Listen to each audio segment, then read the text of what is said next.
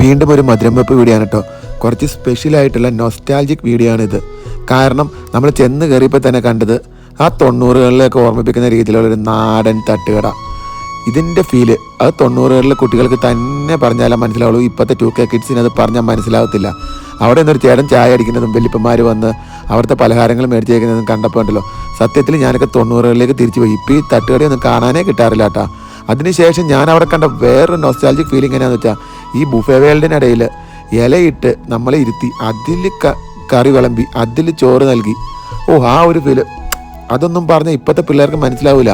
ഇവർ വിളമ്പിയ ഫുഡും അടിപൊളിയായിരുന്നു. കാരണം ആ ഇലയിൽ മോരും കൂട്ടി നല്ല അടിപൊളി ബീഫും ഒക്കെ കൂട്ടി ആ ചോറുണ്ടതിന് ശേഷം അതിലേക്ക് തന്നെ നമ്മൾ ആ പഴവും പാനീയങ്ങളും ഒഴിച്ച് കൂട്ടിയിളക്കി കഴിക്കുമ്പോൾ ഒരു ഫീലുണ്ടല്ലോ, ആ ഫീല് അത് പറയാൻ പറ്റില്ല. അത്രയ്ക്ക് അടിപൊളിയായിരുന്നു. ഇവരുടെ കേറ്ററിംഗ് സർവീസും അടിപൊളിയായിരുന്നു. സന്തോഷത്തോടെ ഇലയും മടിക്ക് നമ്മൾ അവിടെ നിന്ന് പിരിഞ്ഞു കിട്ടും. അപ്പോൾ അത്രയുള്ളൂ. ബൈ.